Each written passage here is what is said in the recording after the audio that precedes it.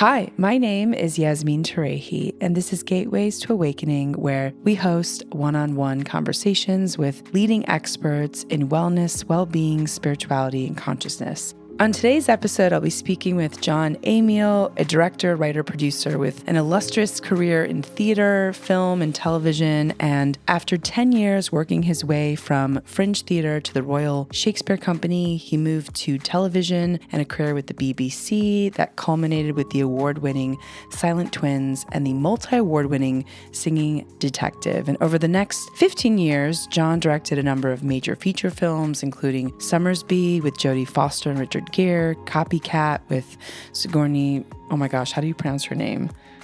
Sigourney Weaver. Yep. Sigourney Weaver, okay. And Holly Hunter. Entrapment with Sean Connery and Catherine Zeta-Jones. The Man Who Knew Too Little with Bill Murray. The Core with Aaron Eckhart and Hilary Swank. And Creation with Paul Bettany and Jennifer Connelly. And oh my gosh, it's so funny pronouncing those names. it's a lot. So welcome to the show, Jon. I also have to add that we met at a conference last year and have become very good friends. So I'm so delighted to welcome you to the show, Jon. Welcome. Oh, thank you. I'm thrilled to be here.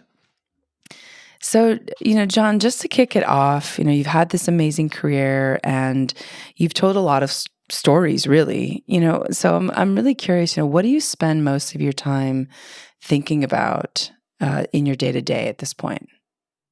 Well, when I'm making a movie, it's almost entirely about the movie. When I'm not making a movie, it's almost entirely about getting to make movies.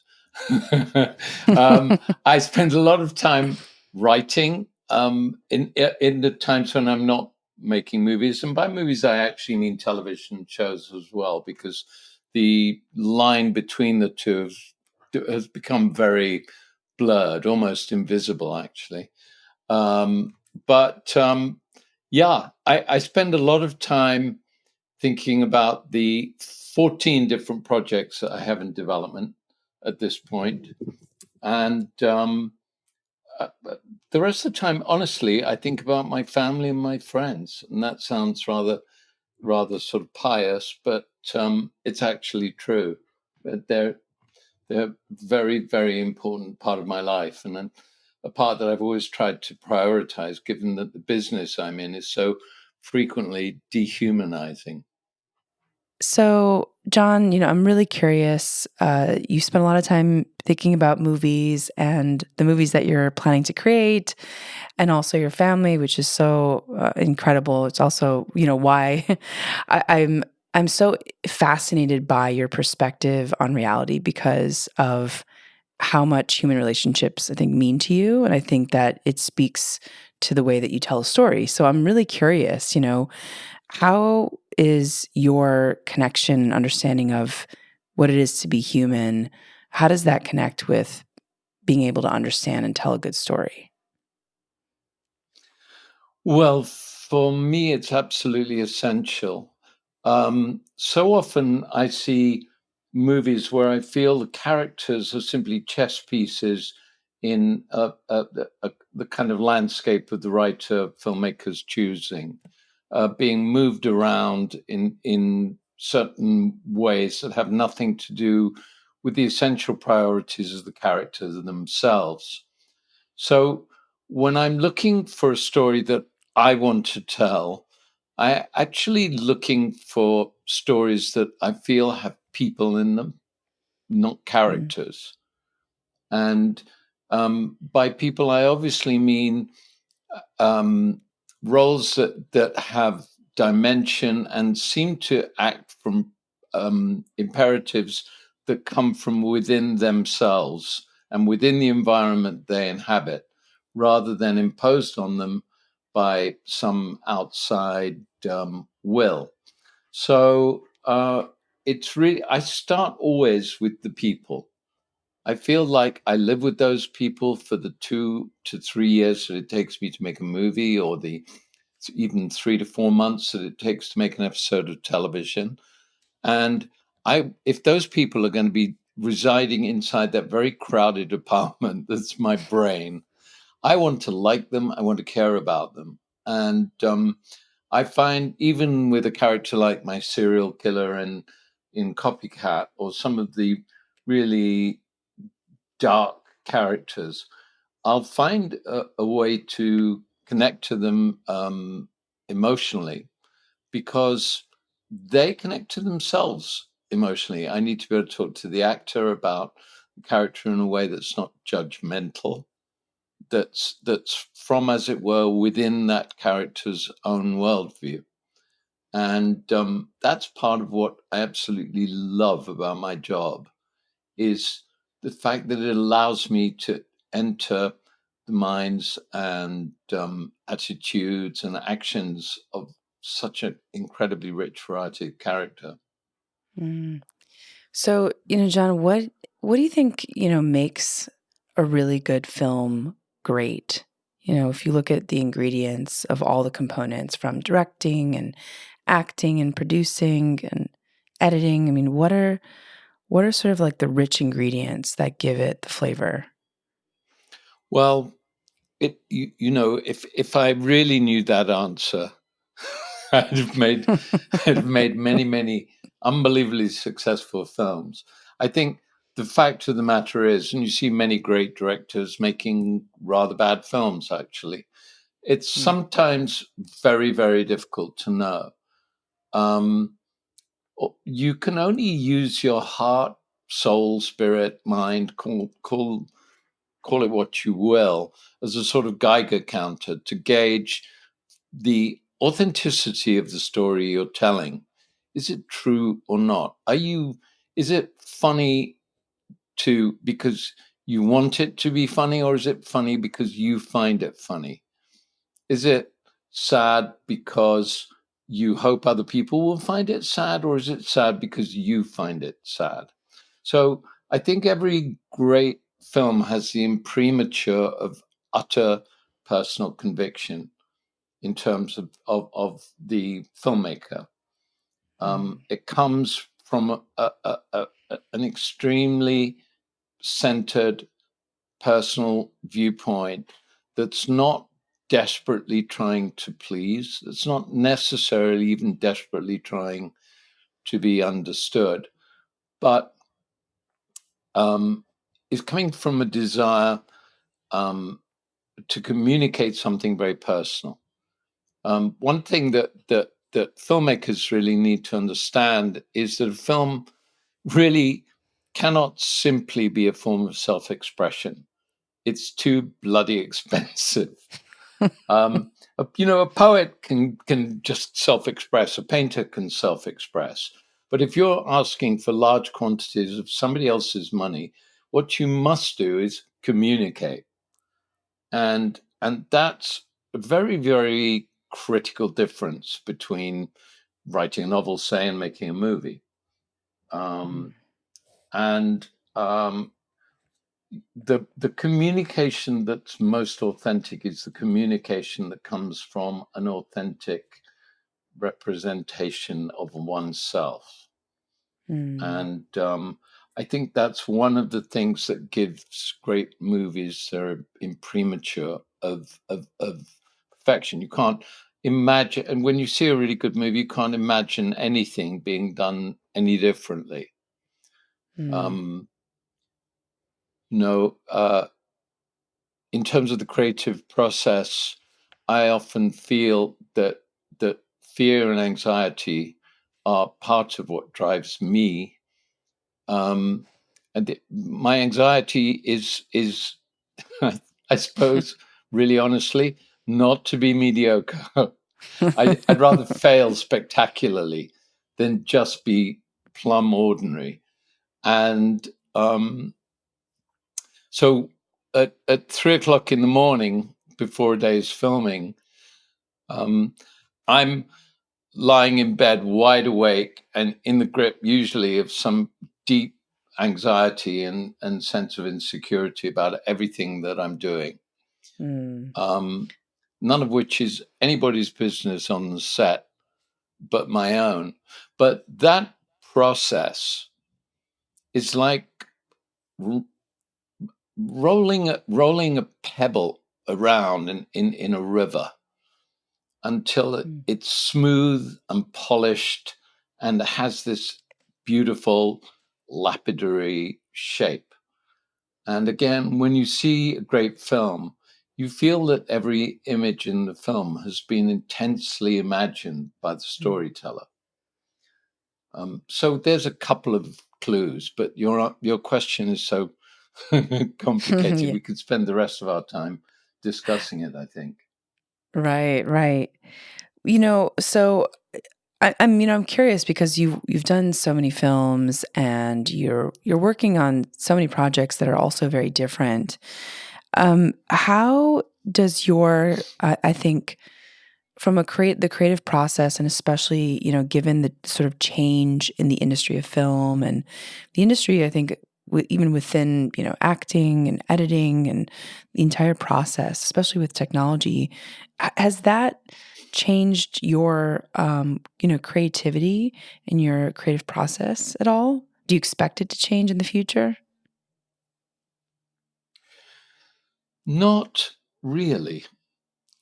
Interestingly enough, the, the the question is, what is it that you imagine?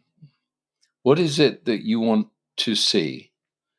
The the means to generate that image may vary enormously.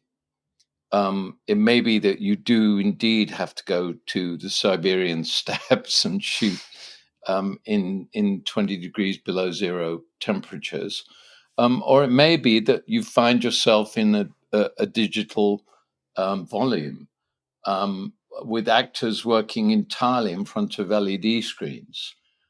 Something that's more and more common these days, and something like The Mandalorian, for example, with all its extraordinary locations and variety of settings, is done almost entirely in an LED volume. So so I think the critical thing is knowing what you want to see and then seeking the help of others, because film is always an intensely collaborative art in terms of how best to realize it in the most practical, the most inexpensive, and the most effective way. Mm. What about, when it comes to, the advice that you would give aspiring filmmakers and also perhaps the advice that you would have given your former self, your younger self? What are sort of maybe two or three, I would say like, first principles that every filmmaker should know about? I mean, again, this is potentially um, clichéic, axiomatic, but but I think firstly, tell stories that you know, that you understand. Um, I I work as an advisor to a number of young directors. I've worked at Sundance. I mentor. It's a very important part for me of the job, partly because nobody ever helped me um, uh, uh, to figure that stuff out. So I essentially blundered my way through a lot of bad mistakes. And I was able, fortunately, because I was working in the BBC, to fail in obscurity. And that's the first advice I'd give any director. Try and do a project first off, which allows you to fail. We live in a very, very public world. Everything on media is available to pretty much everybody. And so it's hard to fail in obscurity. And if you're not failing, it's hard to learn some of the really, really important lessons that failure teaches you. So um, try and do your early work in an environment where you can fail. Try and tell stories that you really know. Hmm. Don't worry about making a film as much as living a life that allows you to make a film that has that conviction. One of the things, I meet all these 21-year-olds who who are desperate to become filmmakers, and it's the only thing they want to do. And every summer break, they're working on sets and they're learning all the technology and stuff. They're extremely keen to become filmmakers, but very often they're not living a life outside of films. They're not bringing to their stories that the perceptions that come from a life lived. So I would often tell a filmmaker not to be overly impatient with themselves. I didn't realize that I wanted to be a filmmaker when I grew up until I was in my late 30s. I oddly enough spent a vast amount of my early career avoiding being a director because I just simply didn't think I had the talent or any of the qualities that I thought were God-given to others, but definitely not to me. So I did every damn job in the theatre, in television. I worked on scripts. I ran a theatre company. I pottered around, making many mistakes and wondering what I really, really wanted to be when I grew up. When I finally discovered that I did want to be a filmmaker, I was deeply envious of those young guys that had been on sets already for years and were 10, 15 years younger than me. But interestingly, many of them became, first assistant directors, production managers, producers, whatever, but not many actually became directors. And I think that the curiously circuitous route that I took to the job actually gave me a sort of little quiver full of kind of powers. I was never quite good enough of a musician to become a professional musician, but my feeling for music has informed every project I've ever undertaken. I think there are many better actor directors, but my work in theatre gave me a real insight into actors' process and made me a much kinder, more, I think, thoughtful director of actors. I've always loved technology, so I wasn't intimidated as many of my theatre director friends were by the sort of vast array of technology that you're confronted with when you make a film. And each of these things, my work as a literary manager in theatre and story editor in television, really prepared me for working with writers on film scripts. So all of these skills that you pick up along this sort of seemingly random journey suddenly turn out to be of huge benefit in the job of directing. But above all else, you have to learn to be able to get into the sandbox with the actors. And in order to do that, you've got to have lived a certain amount of life. You have to have had experiences that can match theirs and that you can bring to them as ways to help them find the roles that they're playing. So, live your life and let your movies, in a sense, take care of themselves is a very important piece of advice I'd give to most young filmmakers. It's such a, powerful piece of wisdom. This, and like you're sharing your wisdom, your discernment, your level of intimacy with self on the set, and that, that really does show. And I imagine also there's so much kind of inner wisdom that you need to pull from in order to work with so many different types of actors and actresses, and the diverse kind of set of personalities on set and this sort of interdisciplinary functions, like that's, to me, that seems very challenging, right? Being able to see all these different layers and complexities and nuance on a set. And so, I'm curious, how do you collaborate with actors to really bring these, the characters on your films to life and to kind of ensure that they are authentic on screen? Every actor is really like a sort of Rosetta Stone, a sort of curious, cryptic puzzle to be solved. Some actors want to talk about everything. Some actors don't want to talk about anything. Some actors want to rehearse endlessly. Some are terrified of rehearsal. Some actors come to the boil, by which I mean find their performance super fast. For example, working with Holly Hunter and Sigourney Weaver. Holly Hunter was like a little Ducati motorbike. She was like accelerated, 0 to 60 in 2 seconds. And after 3 takes, she was done. She'd got it. Sigourney was more like a Mack truck.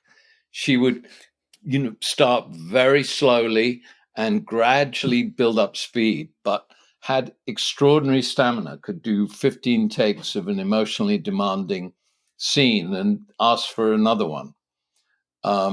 So you have to adapt your methodologies to each actor and understand that they don't all fit into the same mold.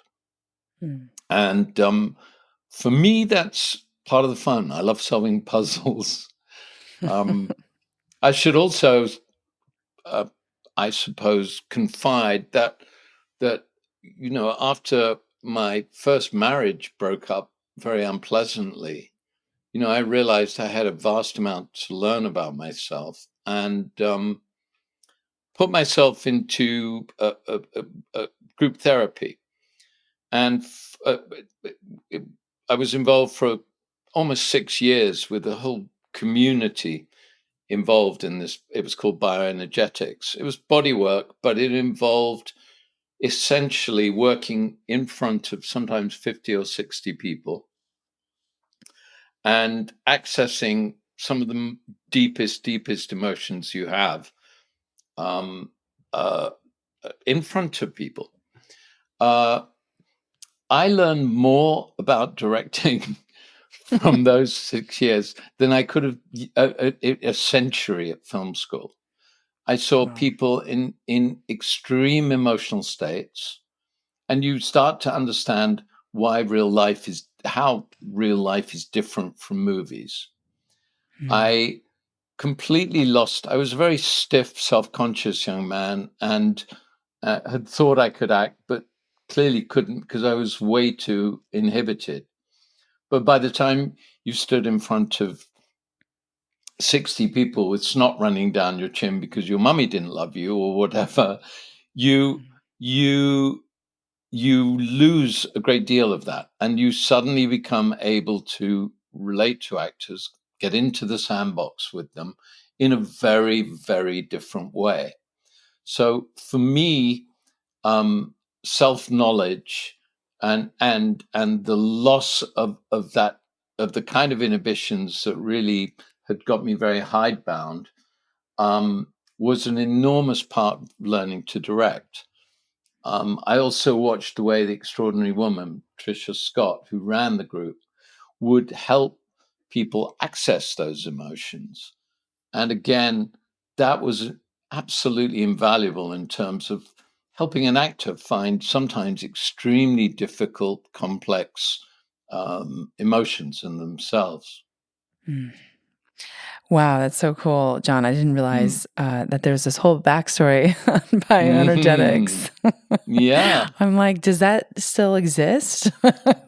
I don't know. I think Tricia Scott moved on to other things, and the group, which was as much a sort of social experiment as a sort of psychological one, kind of dispersed, although many of us have stayed friends. So I don't honestly know.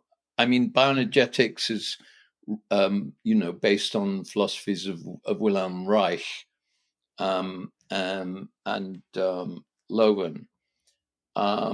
So I'm sure it's around and being extensively practiced, but it was immensely beneficial to me in terms of my working process. Wow. Amazing. Amazing. Yes, I mean, you find it in a group therapy situation, somebody might get right in your face and start screaming at you about something. You're encouraged to express all these things. And so I learned, for example, not to be overwhelmed or intimidated if an actor starts screaming at me, which has happened once or twice. I'm not going to name names, although I could if you wanted. But, sometimes you're dealing with some grade A psychopaths. And being used to some confrontation, sometimes at very high volume levels, is a very useful thing from time to time. It's so funny living in Hollywood because I think, I'm sure your social circle is connected to a lot of other directors and EPs. And now, having immersed myself in more of that world, it's interesting, how easy it is to develop a reputation. Let's put it that way. Yes. Yeah. Shared stories and, it's memorable. I'm curious if you look back on all the movies you've done, from Copycat to Entrapment, to even some of the comedy, explorations that you've done. Are there any memorable kind of behind the scenes moments or anecdotes that you can recollect and share with us? Oh Lord, how long do you have? Yes. I mean, every movie is a sort of compendium of disasters, triumphs, comedies, slapstick, pratfalls.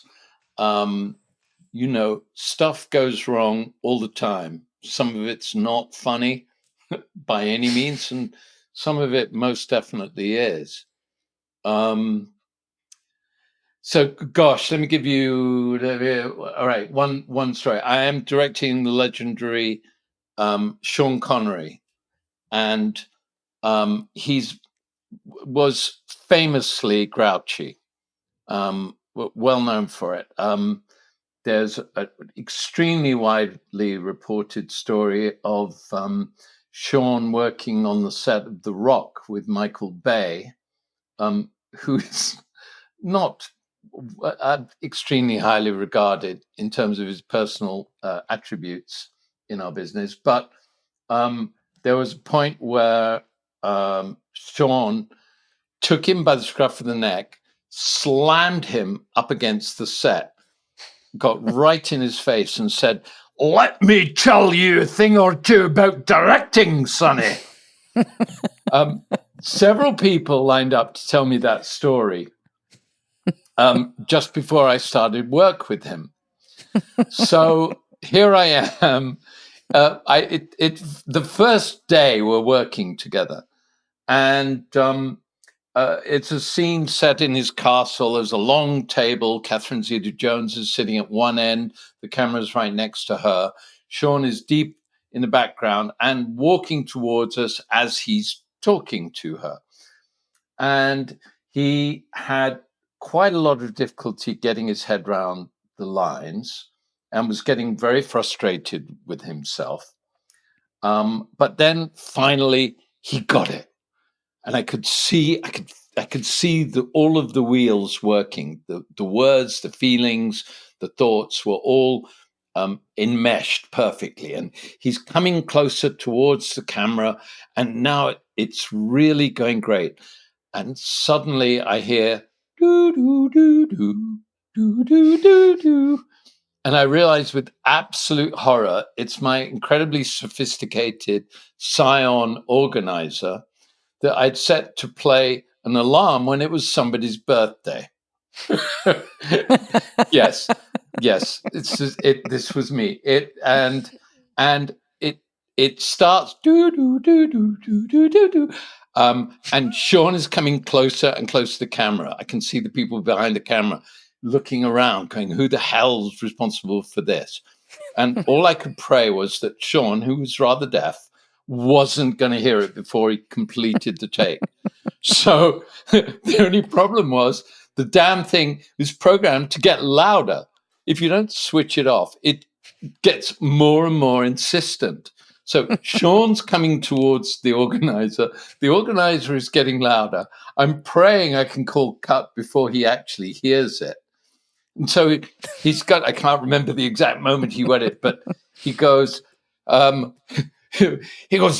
Jen, he's acting, the point of it is," and he suddenly stopped and goes, "What the fuck is that?" I had this horrendous vision of my directing career ending at this moment, of being slammed up against the set by Sean Connery for ruining the one good take he'd actually managed to get in. It was an extremely bad moment. Oh my gosh. Yes, I got out of it with the most ridiculous piece of theatre that had the entire crew cracking up. I said, "Cut!" I said, "Who the hell left that on? If that happens again, they're fired." And oh my and that gosh. is, by the way, that is another curious little knack of directing. Sometimes you have to take on the anger of the actor and express it in order to divert it, or very often from the crew. Needless to say, I explained to the crew immediately afterwards, but I never told Sean. I was going to ask, did you ever tell him that was your... No, no, he didn't have that kind of sense of humor. No. Oh, that's so good. So good. Yeah. Well, and how much of a sense of humor is necessary to be a director?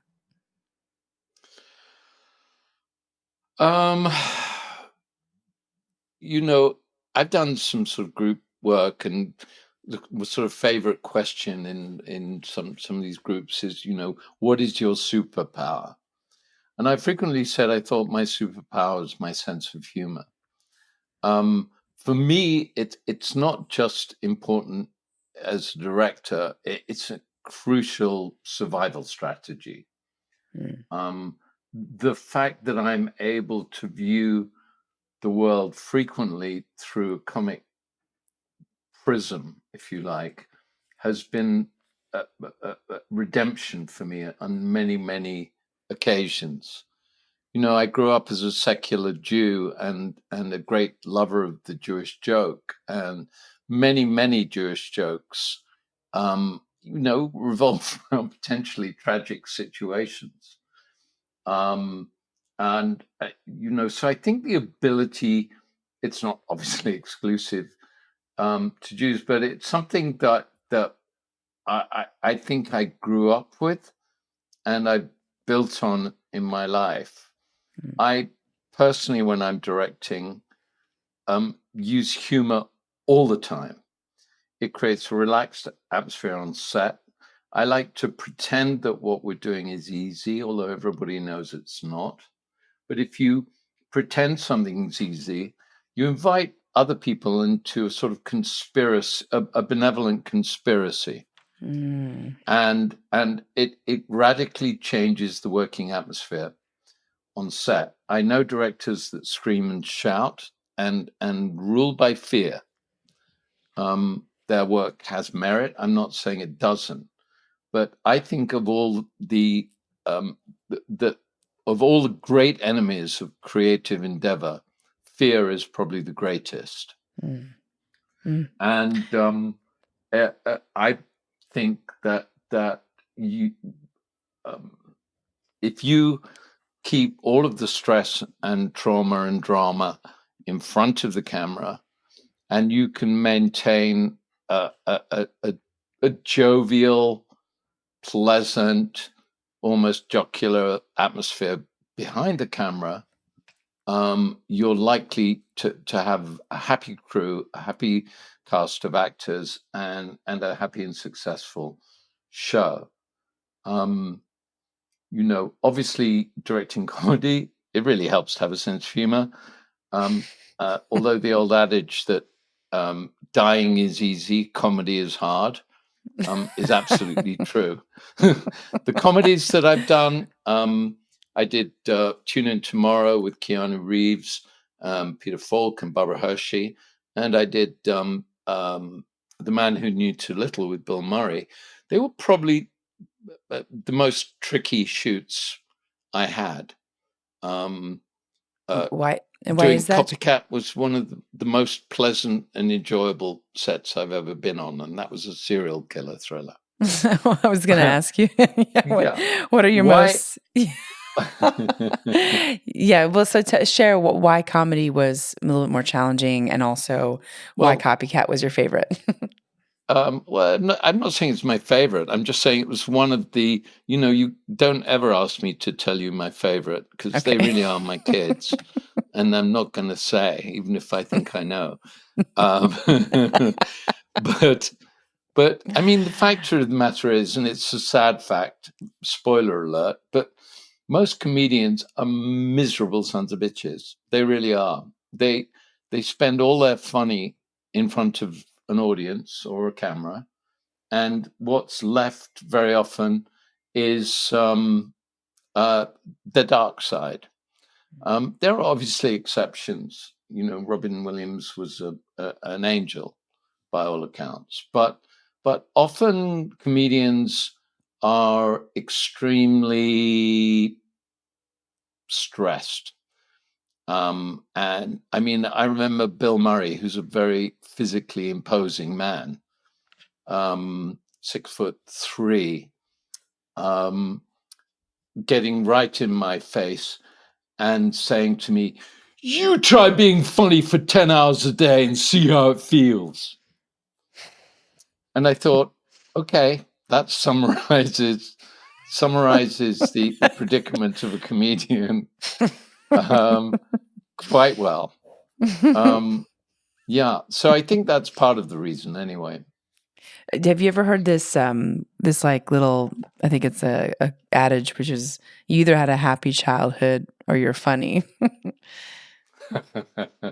Yes, well, pain is absolutely the wellspring of most forms of creativity. Right. I always feel that probably the person, he or she that did the cave paintings, Lassault, was probably the cripple of the group, the one that couldn't go out and knock woolly mammoths on the head and grab a saber-toothed tiger by the tail.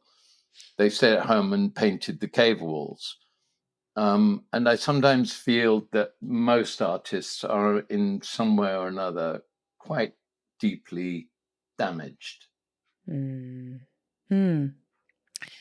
Well, we need to have a whole other conversation about that. That is a whole other conversation. Yeah. Oh my gosh. Yes. Yeah. I will say I've noticed that artists definitely ride the waves, the highs and lows a lot more than I think majority of others. So, so it's interesting. Yeah. So, Jon, you have had a career in both film and television. I'm curious, how do you kind of see how do you navigate the differences between these mediums, especially as a director? Well, I think I spoke earlier about that. The difference used to be massive.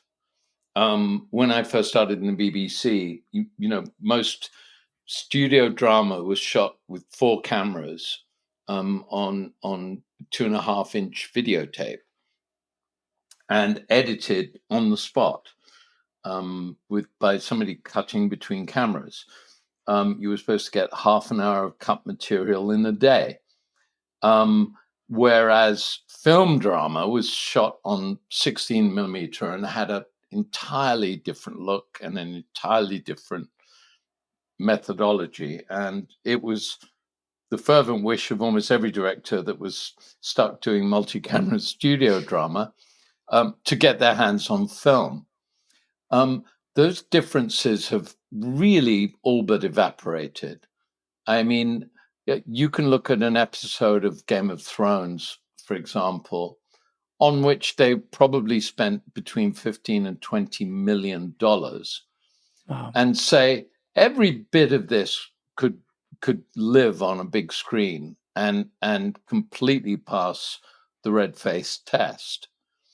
I did an episode of The Walking Dead, and we had a set, a flooded basement set, that was only on screen for about 4 minutes.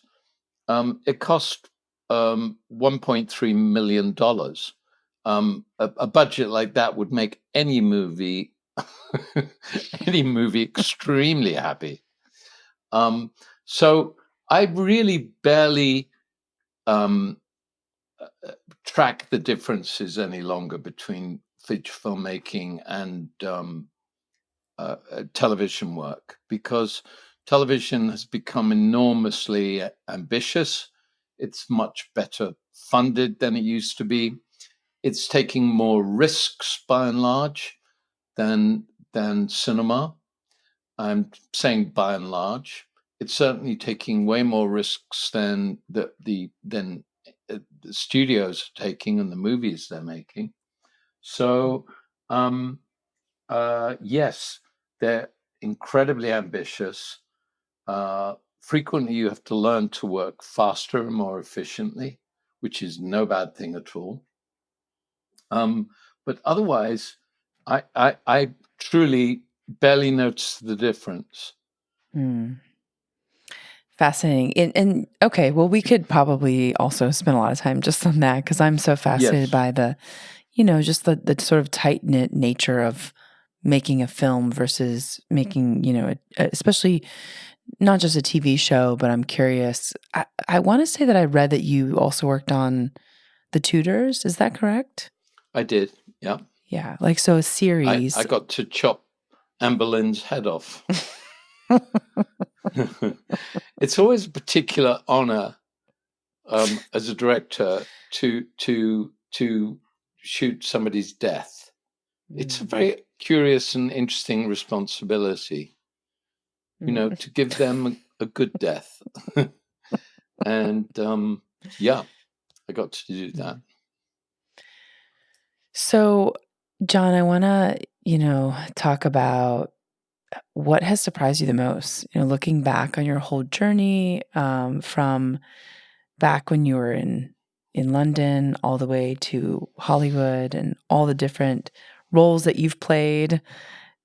What has kind of surprised you the most about film and the nature of telling a story? Well, in personally, I think the thing that surprised me most looking at my resume is looking at it and going, wow, that's a resume of an ambitious man. And I've never felt particularly ambitious. As I told you earlier, I spent many years avoiding directing altogether. And as I've thought about it, I think, for reasons best understood probably by the therapist I ought to have, that the reason I have that resume is because, by and large, given two choices, I've chosen to do the thing that scared me more. I'm drawn, as I said, for reasons I don't entirely understand, to challenging myself. And part of the reason I consistently try and switch genres and idioms and media is that when I'm doing something new, I'm scared. And when I'm scared, I find that again, I started talking about this earlier, the sort of fear of mediocrity, the sort of rolling around of ideas. But when I'm scared, I find I'm most alive, Mm. most I'm willing to take the most risks, and that by and large has been a pretty good thing for me. I've fallen on my ass more times than I care to mention, but by basically that instinct has led me to this rather surprising resume when I look back at it. Mm. What scares you these days? Oh, golly gosh, the world is a very scary place. What scares me most is the world into which I brought my children, and Mm. the world that I was so absolutely convinced, along with most of my generation. I came of age in the 60s. I had the absolute belief that we were going to make the world a better place, and it's a damn mess right now. It scares me for my children a Mm. lot. Okay, well, and what do you want to tell our listeners about, what to think about when it comes to telling a story and about their well-being? Like, actually, let me rephrase that. What do you want to tell our audience about living a good life? What's your main call to action for folks who are listening?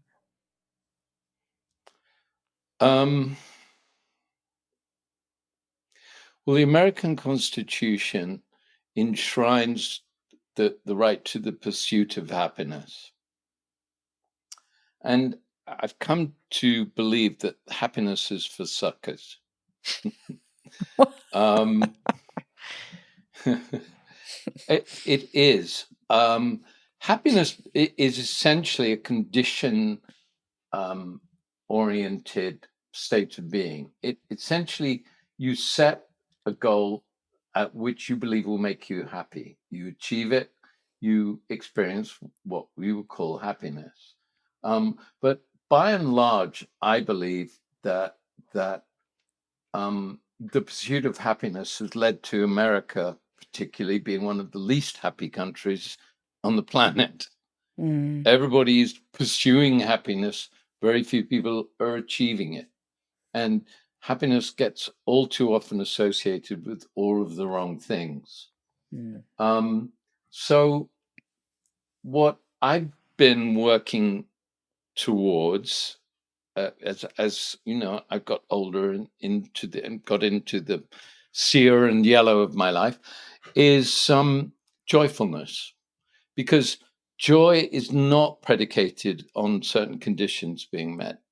Joyfulness is an unconditional response to the beauty of life. And if you can find that in yourself, you will find a whole other way of being. Finding, and I've obviously been thinking about this a lot because I'm in my 70s now, and you start thinking about all of these things. What's my purpose? What's my meaning? If it's not to procreate or to rear my kids, they've all gone.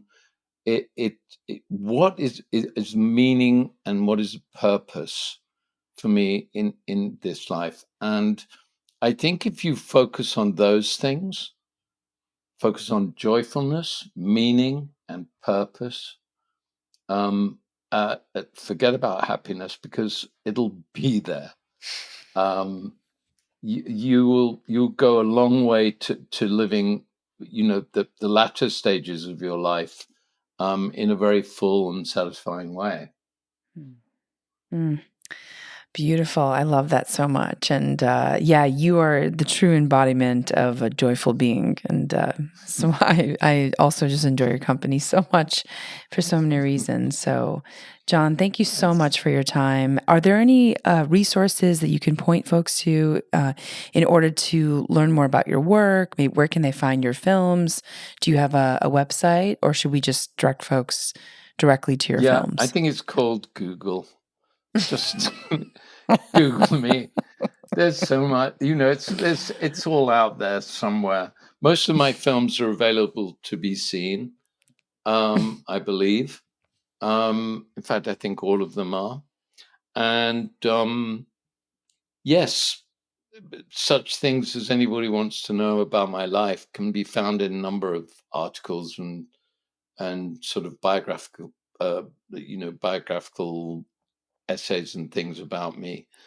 But hopefully, if you want to know me, look at what I've done, and you'll have a very good sense of who I am and what I stand for, I hope. Amazing. Amazing. Jon, thank you so much for your time. This was so lovely. I really, really appreciate your thoughtfulness and your story. So thank you for joining Well, us. thank you. It's been an enormous pleasure talking to you, Yasmin. Oh, I mean it. amazing. Thank you. Thank you, Jon. All right.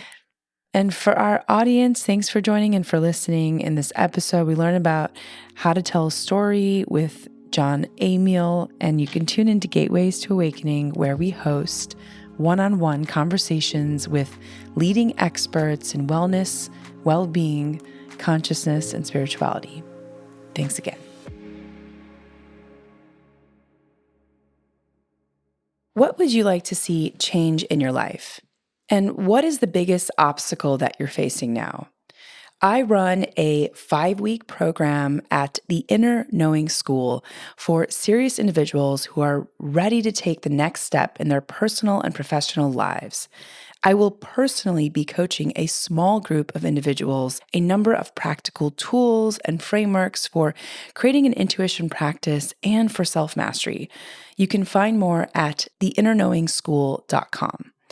I have a master's certification in intuition medicine, and I've condensed 10 plus years of experience and research navigating how to harness your energy and intuition in an easy to access live curated course. Now, as someone who's helped countless creatives, entrepreneurs, and many who are just plain stuck, open doors of possibility they never thought existed, I've seen this strategy transform people's inner states and external reality. And the best part is that you'll skyrocket your output and unlock your creative genius. I'll work with you weekly live to overcome your limiting beliefs and show you how to manage your energy instead of your time. I'll teach you how to create clarity, processes, develop your intuition based on some of the top tools and frameworks that I've developed, and you'll get access to guided meditations and visualizations not available anywhere else. This method is so effective that even if you don't have that much time, or if you think that you might not be ready, this will work for you. You can check out the link in the show notes to join the waiting list, and you can check out what past clients had to say about the program. Wishing you all many blessings ahead.